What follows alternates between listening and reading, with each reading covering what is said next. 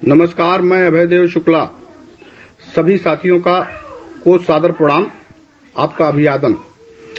साथियों, सहारा प्रबंधन तन सहम गया है, डर गया है। उसको अपनी और अपने ठग मंडली के बर्बाद होने का आभास हो गया है। वो लगातार हम लोगों के बीच में हमारे आंदोलनकारियों को दिग्भ्रमित करने का प्रयास कर रहा है। वो लगातार अपने साथियों के साथ कुछ शरारती तत्वों द्वारा इस आंदोलन को दिग्भ्रमित करने का प्रयास कर रहा है और अफवाह उड़ा रहा है कि वहां पे लखनऊ के 22 तारीख के आंदोलन में परमिशन नहीं मिला है। इस नाते वहां पे विवाद हो सकता है, लड़ाई हो सकती है, झगड़ा हो सकता है और वो कई तरह का कुत्सित प्रयास कर रहा है। लेकिन हमको आपको इससे सचेत रहने की जरूरत है। वो बार बार अभी ऐसी कई गलतियां करेगा और कई गलतियां करने के बाद भी हम लोगों को अपने आंदोलन को कमजोर नहीं होने देना है, क्योंकि यही 22 तारीख का आंदोलन हिंदुस्तान में हमारे आने वाले लोगों का भविष्य तय करने वाली है। और इसके लिए सहारा प्रबंधन का तंत्र और संबंधित सरकार के लोग भी दिग्भ्रमित करने वाला प्रयास करेंगे। हमको आपको इन अफवाहों से बचना होगा और 22 तारीख को लखनऊ चलना होगा। हम लोगों ने एक आमूलचूल परिवर्तन इस आंदोलन की रूपरेखा में किया है। हमने जो है हमारे बुजुर्ग साथी और आंदोलन की मुख्य भूमिका में हमारा समर्थन दिया है अजय टंडन जी ने। अजय टंडन जी इको गार्डन में बैठे हैं और हम कार्यक्रम की तैयारी विधानसभा के बगल में जीपीओ पे करने जा रहे थे। हमने उनका आमरण अनशन था, जाके उनसे निवेदन किया है कि आप आमरण अनशन को क्रमिक अनशन में बदलिए। आप हमारे लिए लड़ाई लड़ रहे हैं। हम सभी नौजवान साथी पूरे देश के आपके इको गार्डन में पहुंच के आपके आंदोलन को बड़ा करने और आपका सम्मान के साथ लड़ाई लड़ने के लिए हम सभी साथी संकल्पित हैं। हम लोगों का विजन एक है, हम लोगों का उद्देश्य एक है। तो आप सभी लोगों को सीधे चारबाग रेलवे स्टेशन से इको गार्डन में सीधे पहले वहां पहुंचना है। हम वहां पे उनको अपने साथी के रूप में लेंगे और उनको इकट्ठा करके उनको लेके हम सीधे सहारा कार्यालय की तरफ अपने लोगों के साथ मूव करेंगे। तो हम इको गार्डन अंतिम में पहुंचेंगे और हम लोग जीपीओ पे अंतिम में पहुंचेंगे। पहले हम सारे लोग सीधे अपने उस भूख हड़ताल पे बैठे साथी अजय टंडन जी को, अपने जो हमारे बुजुर्ग साथी हैं और माननीय सुप्रीम कोर्ट के अधिवक्ता हैं, उनको अपने साथ इको गार्डन से लेके सहारा के मुख्यालय की तरफ मूव करने का काम करेंगे। जो भी साथी हमारे देश के विभिन्न हिस्सों में हैं, वो इस बात को पूरी तरह से लोगों तक पहुंचाएं। जितना ज्यादा शेयर हो सके सबको शेयर करें और हम सारे लोग सीधे जो चारबाग रेलवे स्टेशन पे जो उतरेंगे, जो भी साथी देश के विभिन्न हिस्सों से, वो सीधे किसी भी ऑटो वाले से अगर कहेंगे कि हमको आलमबाग इको गार्डन पहुंचना है, मुश्किल से 1-1.5-2 किलोमीटर की दूरी है, वो सीधे आप उसी कार्यक्रम स्थल पे पहुंचेंगे जहां पे टंडन जी अपना आमरण अनशन तोड़ के क्रमिक अनशन पे बैठे हुए हैं।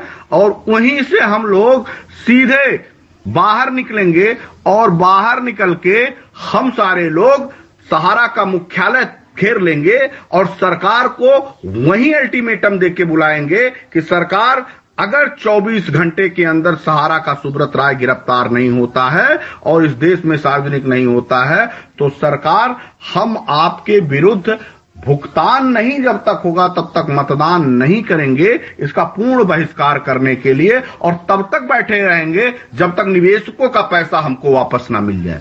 हम वहां बैठेंगे, सरकार हमारी बात मान लेगी, सरकार हमारी बात सुनने के लिए विवश हो जाएगी और निवेशकों का पैसा वापस दिलाने के लिए वो लिखित समझौता करेगी, तभी हम वहां से हटेंगे।